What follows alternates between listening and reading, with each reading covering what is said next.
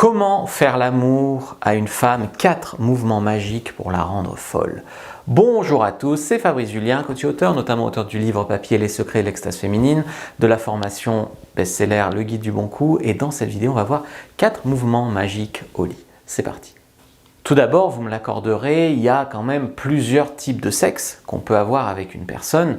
Le premier sexe, c'est le sexe, on va dire, bestial, c'est la baise, c'est un petit peu mécanique quand même, la baise, c'est un premier type de sexe.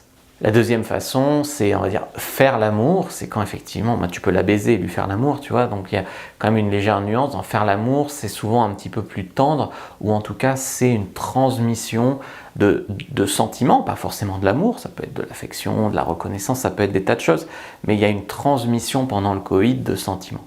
Ça peut être la tendresse, mais ça peut aussi être la colère, tu sais, des fois, mais c'est ça, faire l'amour, c'est quand il y a les sentiments qui passent, là où la baise, c'est quand même beaucoup plus bestial, animal, et certains diront mécanique dans la performance. Le jeu sexuel, alors ça peut concerner les couples établis, mais après ça arrive de faire des jeux sexuels dès le premier soir, mais c'est beaucoup plus rare. Souvent le premier soir on a de la baise, et puis les fois d'après un peu on fait l'amour, puis après dans son couple on implémente des jeux sexuels. On va dire que la sexualité c'est déjà une activité pour adultes, c'est déjà un jeu d'adulte, et bien là les jeux sexuels ça va être mettre des accessoires, réaliser des fantasmes, faire des choses comme ça. Donc il y a quand même 3 niveaux de sexualité comme ça, dites-moi dans les commentaires ce que vous en pensez.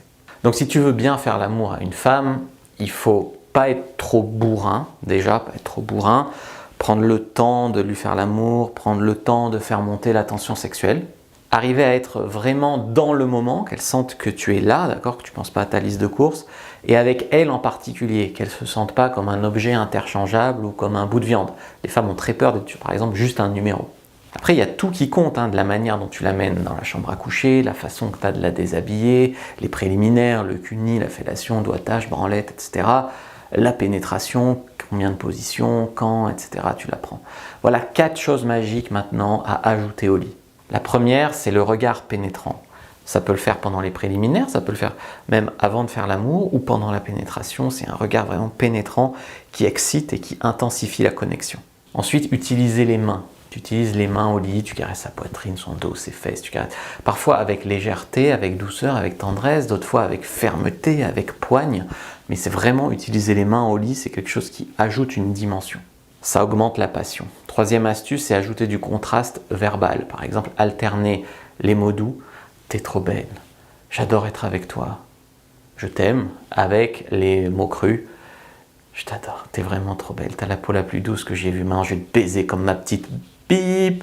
Là encore, ça évitera de me faire trop de montage et je vous laisse votre imagination compléter.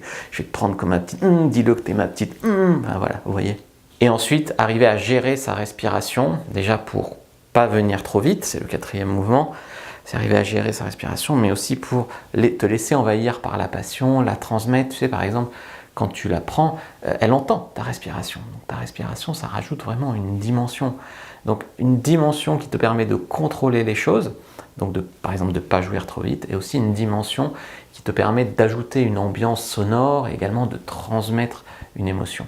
Donc le regard, les mains, le contraste entre les mots doux et les mots sales, et en 4, jouer avec ta respiration. Voilà pour ces 4 astuces du jour. Si vous en voulez plus, suivez la formation Le guide du bon coup. Vous pouvez aussi lire mon livre Les secrets de l'extase féminine. Likez, commentez, partagez. Merci d'avoir regardé jusqu'au bout.